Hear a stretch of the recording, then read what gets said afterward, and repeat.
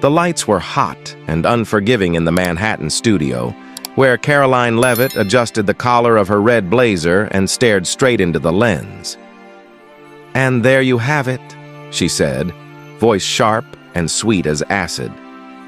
"Another week of lies from the radical left.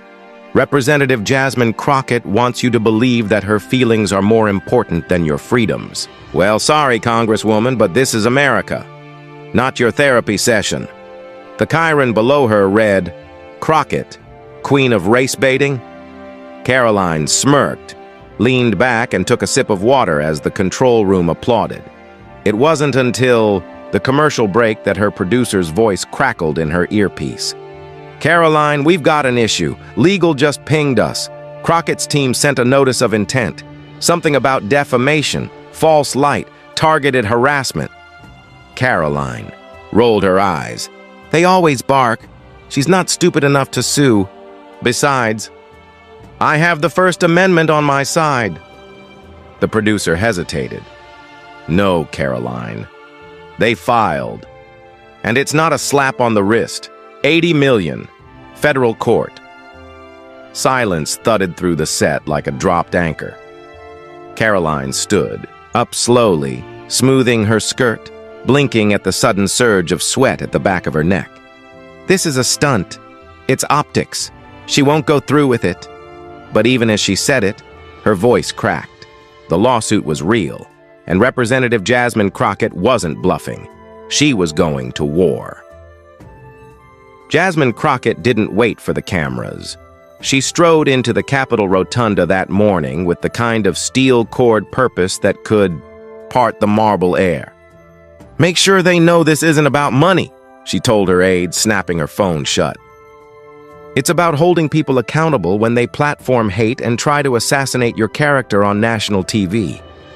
Reporters swarmed, shouting questions. "Is this a political play, Congresswoman? Are you trying to silence conservative voices?" She turned mid-stride and faced them. "Karoline Leavitt crossed a line. She didn't just criticize my politics, she called me a race baiter, accused me of faking trauma, and put a target on my back with her words. We've seen what happens when media figures do that.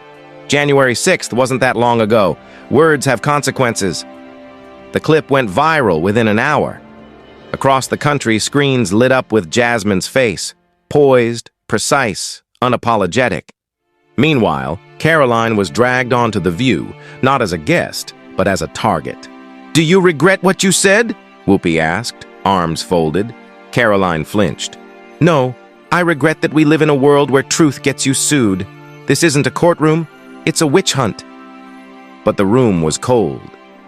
Ana Navarro wasn't having it. "You called a sitting congresswoman a ghetto queen in a segment labeled Clown Caucus. That's not truth. That's slander." Karoline left the studio without saying goodbye. That night, her sponsors began to pull out, her inbox filled with threats and apologies alike. And yet, under the weight of it all, her public defiance hardened. "This country doesn't need more victims. It needs more fighters," she posted. "I won't back down."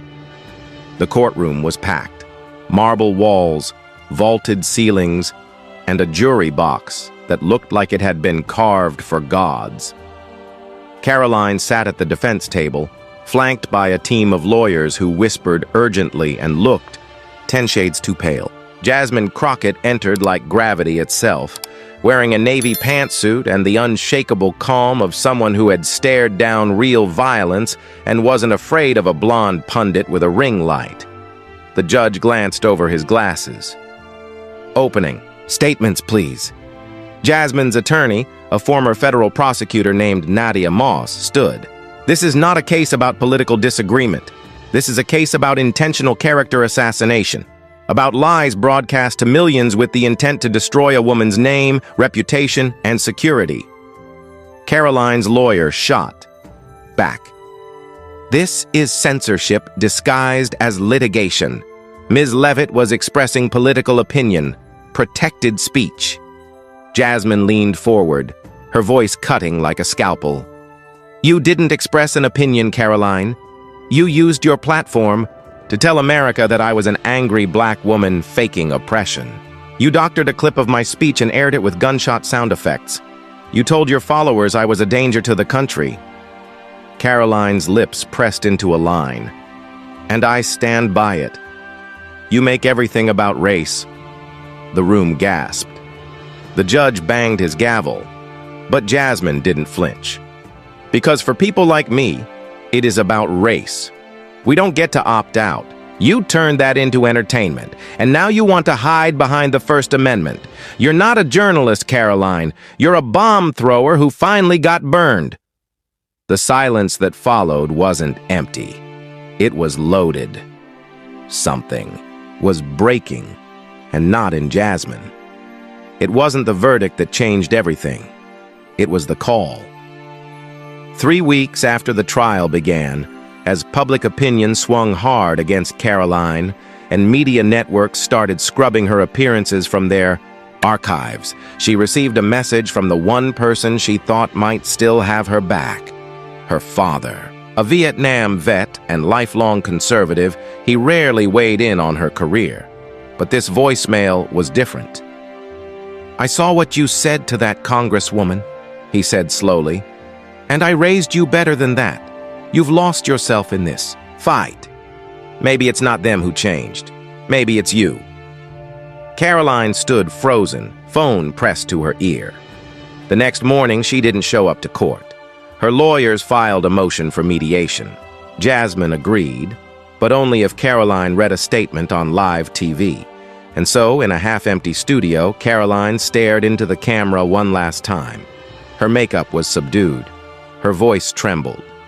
"I allowed my platform to be used as a weapon," she said. "I said things about Representative Crockett that crossed a moral line. I've lost a lot, but I understand now why I deserve to." The feed cut. The network announced her contract was terminated. As she stepped off set, the world silent around her, she saw Jasmine waiting by the exit, not to gloat, but to watch. The two women locked eyes. Jasmine didn't smile. She simply nodded once. Karoline hesitated, looked like she might speak, but then she turned, heels clicking on tile, and walked away into a silence she finally knew how to feel. It didn't take long for the void Karoline left behind to become a battlefield. In the days following her televised apology, right-wing influencers declared her a traitor, a coward, a useful idiot for the DEI mob. Hashtags like Karoline Crumbles and Crockett Crusade trended in parallel, each side sharpening its blade for the culture war. Tucker Carlson ran a segment titled "The Execution of Karoline Leavitt, a Cautionary Tale," calling her a former star who got devoured by the monster she helped feed. Even as she withdrew from the public eye, holed up in a lakeside home in New Hampshire, her silence became part of the narrative. The far right called it weakness, moderates called it growth, and Jasmine kept moving. The lawsuit had been partially settled out of court, with an undisclosed sum and a clause requiring Karoline to donate to 5 civil rights organizations. But it wasn't the money that stayed with Jasmine. It was the moment Karoline had looked her in the eye, truly seen her, and said nothing. That silence echoed louder than any insult. It became fuel. Jasmine went back to Congress with fire under her heels, proposing a new bill, the Digital Accountability and Defamation Act, aimed at creating legal pathways for public figures, especially women and people of color, to fight back against targeted smear campaigns in the media. The backlash was immediate. Censorship bill, authoritarianism in high heels. Jasmine Crockett wants to be queen of cancel culture. But the support was louder. A letter signed by 76 House Democrats and 5 Republicans gave the bill traction. And then came the Senate hearing, the moment that changed everything again. The hearing room was a theater of tension. Senators sat in a semicircle like watchful gods, cameras perched above them like crows.